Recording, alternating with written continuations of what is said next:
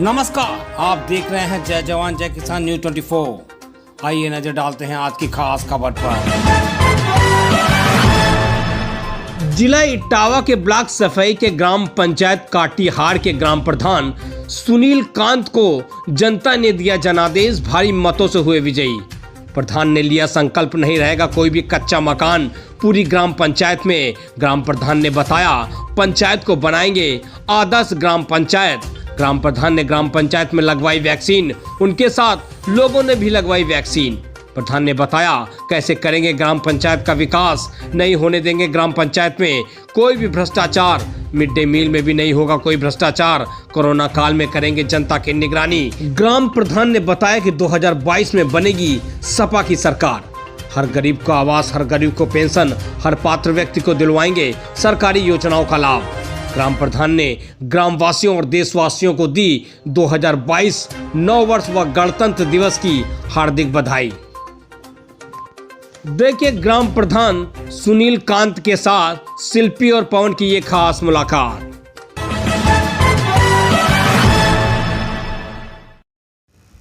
नमस्कार, बहुत बहुत स्वागत है आपका। आप देख रहे हैं जय जवान जय किसान न्यूज़ 24।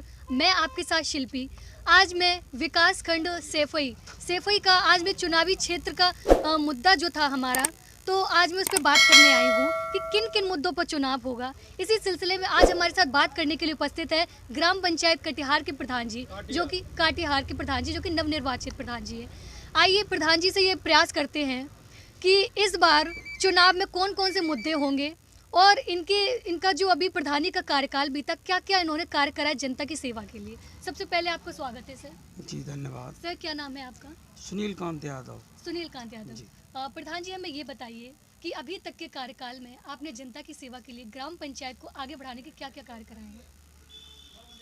ग्राम पंचायत को आगे बढ़ाने के लिए हम हमेशा तत्पर रहते हैं और काम चल रहे हैं। हैंडपम्प जितने हैं वो बनवा दिए हैं, गली और खरंजा के काम चल रहे हैं और जो जनता की समस्या होती है उनके साथ रहते हैं। प्रधान जी, भारत सरकार की ऐसी कौन सी योजनाएं हैं जो आप आने वाले 5 साल के कार्यकाल में लाएंगे और ग्राम पंचायत को आगे बढ़ाएंगे? भारत सरकार की योजनाओं में हमें सबसे ज़्यादा अच्छी लगती है वृद्धा पेंशन योजना। वृद्धा पेंशन जी, तो उसको हम चाहेंगे कि प्रत्येक लाभार्थी अभी तक आपने वृद्धा पेंशन कितने % महिलाओं को दिलाई? अभी तो हमें 6 महीने हुए तो करीब 100 के लगभग मैंने पास करा दिए। चलिए प्रधान जी हमें ये बताइए कि जब आप प्रधान बन के आए तब कोरोना का टाइम चल रहा था, किन किन चैलेंजेस का सामना करना पड़ा, लोग घरों से नहीं निकलते थे वैक्सीन लगवाने के लिए, कैसे आपने जागरूक किया लोगों को? देखिए कोरोना के टाइम में वैसे तो मार्केट बंद रहा लेकिन छूट रही, तो इसलिए मैंने ये जो मास्क हैं वो ज़्यादातर फ्री में मैंने दिए। हमारे बगल में थाना है, पुलिस स्टाफ को फ्री और जो हमारे मिलने जुलने वाले जो भी एनीबडी जो भी आ गया, अगर पैसे दे दिए तो ठीक, और नहीं तो हमने कि ये ले जाओ ये मास्क, पैसे की कोई बात नहीं। इस तरीके से मैंने सहयोग किया। प्रधान जी आप लोगों की सेवा कर रहे हैं, आप ग्राम प्रधान हैं, चूँकि आपका स्वास्थ्य विभाग मेडिकल आपका खुला हुआ है जो कि आप चला रहे हैं, तो आप जनता की किस प्रकार सेवा करते हैं, कुछ हमारे साथ शेयर कीजिए। देखिए मेडिकल से तो सेवा हम ये करते हैं, मैंने ये चुना है अपने मन में कि जितनी भी वृद्ध महिलाएं या वृद्ध पुरुष जो खास करके आँखों का आई ड्रॉप लेने आते हैं, तो मैं उनसे कभी पैसे नहीं लेता। एक दिन मेरी दिमाग में ये बात आई, एक माताजी आई काफ़ी दूर से और वो आँखों के ड्रॉप ही लेने आई थी। एक के सिक्के उनके पास लगभग 9 थे और सिप्लॉक्स ड्रॉप जो 15 रुपए का आता है, तो उन्होंने वो यहाँ रखे कि अल्लाह हमें ड्रॉप दो, दिखाता नहीं है। तो मुझे बड़ा अफसोस हुआ। मैंने कहा माताजी आप जब तक रहिए, आप आइए ड्रॉप फ्री और ये आप पैसे भी लीजिए। और वो सफाई के पास से आई थी, तो तब से मुझे लगा कि ये हेल्प हम कर सकते हैं, इसमें ज़्यादा इन्वेस्टमेंट भी नहीं होता है, तो हम ये कर रहे हैं सेवा। क्योंकि निस्सहायों की आप निःशुल्क सेवा कर रहे हैं, बहुत अच्छी बात है। प्रधान जी, कहीं ना कहीं चाहे वो शिक्षा का क्षेत्र हो, मिड डे मील हो या फिर राशन प्रणाली हो, उसमें भ्रष्टाचार देखने को मिला है। तो आप अपनी ग्राम पंचायत को भ्रष्टाचार मुक्त शासन कैसे दिलाएंगे? कि राशन वगैरह से कोई वंचित न रहे। और भ्रष्टाचार की बात रही तो उस पर भी हम काफ़ी हद तक प्रयास करते हैं रोकने का, लेकिन वो प्रक्रिया बहुत जटिल है भ्रष्टाचार को ख़त्म करने की। तो उस पर जितना हमारी कोशिश रहेगी वो हम उस पर पूरा।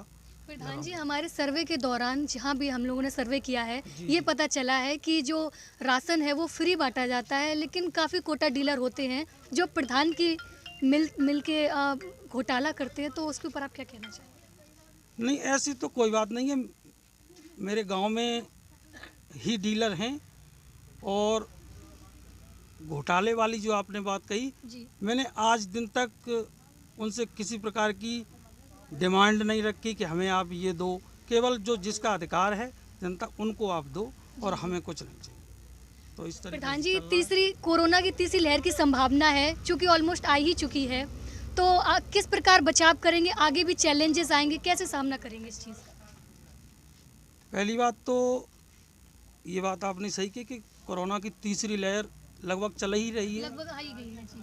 तो मैंने सबसे पहले अपने गांव में वैक्सीनेशन लगभग सभी लोगों को करवा दिया है। और जो गाइडलाइंस सरकार की हैं उसको फॉलो कर रहे हैं। मास्क, दूरी, इन चीज़ों को हम फॉलो कर रहे हैं। प्रधान जी, आपके क्षेत्र में ऐसे कितने लोग हैं जिनके पास रहने के लिए आवास नहीं है? हमारे ग्राम पंचायत में लगभग 50 के समथिंग ऐसी महिलाएं और पुरुष हैं जो वास्तव में आज भी झोपड़ी में रह रहे हैं। उनके लिए मैंने डीएम साहब को भी ज्ञापन दिया है, तो उन्हें देंगे। प्रधान जी, 20 दिनों बाद इतना बड़ा विधानसभा का चुनाव आ रहा है, हमारी सत्ता चेंज होने वाली है, तो आप क्या चाहते, सत्ता परिवर्तन हो या सत्ता यही रहे? देखिए, सत्ता परिवर्तन अकेले हम ही नहीं, सत्ता परिवर्तन तो ज़्यादातर लोग चाह रहे हैं और होना भी चाहिए। क्यों प्रधान जी, सत्ता परिवर्तन क्यों होना चाहिए, ये हमें आप ये बताइए। इसलिए होना चाहिए कि इसमें किसान और खास करके गरीब तबके का लोग, मैं समझता हूँ, बहुत पीड़ित रहा है। तो उसकी ये आवाज़ निकल रही है। अब आगे देखेंगे क्या होगा। महंगाई सबसे ज़्यादा चरम पर है। छोटे लोग मोटरसाइकिल खरीद तो ली लेकिन उसे चला नहीं पा रहे हैं महंगाई की वजह से। पेट्रोल और पेट्रोल से सब चीज़ महंगी होती है। जी जी। तो इसलिए जनता का ये मन है कि सरकार बदले। अब आगे देखा जाएगा क्या होगा।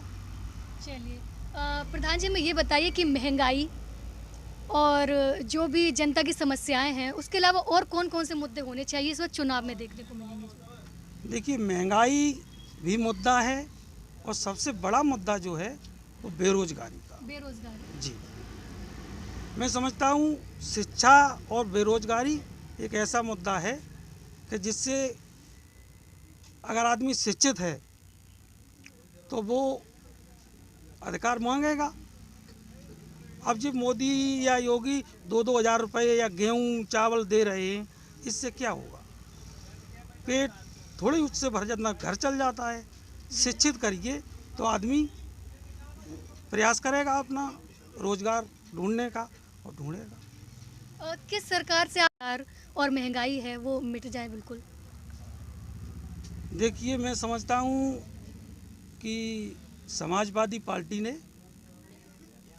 पिछली बार जब अखिलेश यादव जी थे तो काफ़ी हद तक नौकरियां निकली थी जिसमें भर्तियां हुई। तो फिर भी हमें लगता है कि शायद अखिलेश भैया आएंगे तो वो बेरोजगारी पे विचार करेंगे और अवसर देंगे शिक्षित बेरोजगारों को। चलिए प्रधान जी, हमारा एक क्वेश्चन है आपसे कि अभी जो 13-14 महीने जो किसान आंदोलन चला, तो वो चुनावी मुद्दे की वजह से था या क्या था वो? कि मतलब किस वजह से वो चल रहा नहीं है? नहीं नहीं, चुनावी मुद्दा तो नहीं था, वो किसान की अपनी पीड़ा थी। कुछ लोग ये कह रहे थे कि वो राजनीति के ऊपर किया जा रहा था ऐसा। जब कुछ लोग ये कह रहे थे कि राजनीति के ऊपर किया जा रहा था और बीजेपी वाले जानते थे, बीजेपी वाले तो कह रहे हैं कि राजनीति पे किया जा रहा था, राजनीति पे किया जा रहा है जी। तो ये जो उन्होंने पीछे से कदम उठाया है, वापस लिया है, जो कर वापस ले लिया वापस ले लिया है, जी। वो पहले ही ले लेते। तो जी, ये जी। समस्या यहाँ तक क्यों आती, क्यों 700 या जो भी किसान 750 मरे हैं, किसान हमारे मारे तो हैं। वो क्यों मरते? और वो बीजेपी ने माना भी है, और बीजेपी ये भी कह रही कि राजनीति हो रही थी। जब तुम जानते थे कि राजनीति हो रही है तो तुम्हें पहले ही बैकफुट पे आ जाना चाहिए था, किसानों को साथ में मिलना चाहिए था। तो कहीं ना कहीं ये बीजेपी की वीकनेस देखने को मिलेगी चुनाव में, क्या लगता है आपको? बिल्कुल मिलेगी, और शिक्षित समाज है, सब समझ रहा है, और मिलनी भी चाहिए। प्रधान जी, समाजवादी पार्टी को क्या प्लस पॉइंट देना चाहेंगे आप, और बीजेपी को क्या माइनस पॉइंट देना चाहेंगे आप? देखिए, बीजेपी को देने के लिए तो हमारे पास कुछ है नहीं, वो सिर्फ मस्जिद में उलझाए रहते हैं। समाजवादी पार्टी के पास मैं समझता हूँ शिक्षा, दवा से लेकर सारी सुविधाएं और गरीबों के साथ रहती है, इसलिए समाजवादी पार्टी की सरकार को ही हम फॉलो करते हैं और ज़्यादा से ज़्यादा प्रयास भी करते रहते हैं कि समाजवादी पार्टी से जुड़े। चलिए, बहुत बहुत धन्यवाद। प्रधान जी, हमारा अंतिम सवाल है कि जनता ने आपको प्रधान बनाया और इतने बहुमतों से विजयी कराया, तो आप जनता का आभार कैसे व्यक्त करेंगे आने वाले समय में?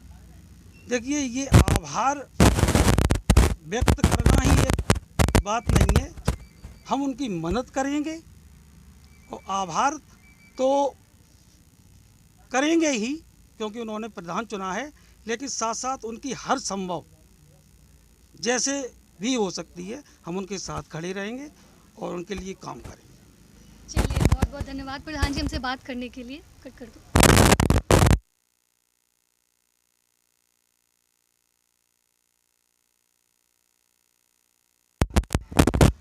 अभी आपने कहा था कि यहाँ की जो समाजवादी सरकार और सीटों का वितरण चल रहा है, तो हम अपनी विधानसभा जसवंत नगर के लिए कहना चाहते हैं कि पूरे क्षेत्र में अक्सर आपने देखा होगा ये आता है कि इतिहास लिखा जाता है, इतिहास बदल जाता है, स्वर्णिम अक्षरों में लिखे जाते हैं, लेकिन हम ये कह रहे हैं कि हमारी जसवंत नगर की सीट ये इतिहास नहीं है, ये भूगोल सीट है। यहाँ बिल्कुल बदला जा ही नहीं सकता, और भूगोल को हम जानते हैं कि जिसने बदलने का प्रयास किया उसका परिणाम गलत होता है। हम तो यही चाहेंगे कि हमारी तो जसवंत नगर सीट भौगोलिक सीट है, माननीय शिवपाल जी की है। और हम तो ये कहेंगे, हमें तो लग रहा है कि 300 से काफ़ी ज़्यादा आ रही हैं, तो सरकार बनेगी, सपा की बनेगी। जैसा कि आपने देखा, हमारे साथ अभी बात करने के लिए उपस्थित थे ग्राम पंचायत काटीहार से सुनील यादव जी। प्रधान जी शिक्षित हैं और कहीं ना कहीं शिक्षा प्रधानी के अलावा ये चिकित्सा का एक मेडिकल भी चला रहे हैं, जो कि असहाय लोगों को ये निःशुल्क सेवा भी करते हैं। तो मैं प्रधान जी से यही आशा करती हूँ कि आने वाले 5 समय के कार्यकाल में जनता की इसी प्रकार सेवा करेंगे। मैं शिल्पी यही विदा लेती हूँ। आप हमारे साथ बने रहिए न्यूज़ 24 पर। धन्यवाद। पल पल की खबरों को देखने के लिए चैनल को लाइक, सब्सक्राइब और शेयर जरूर करें।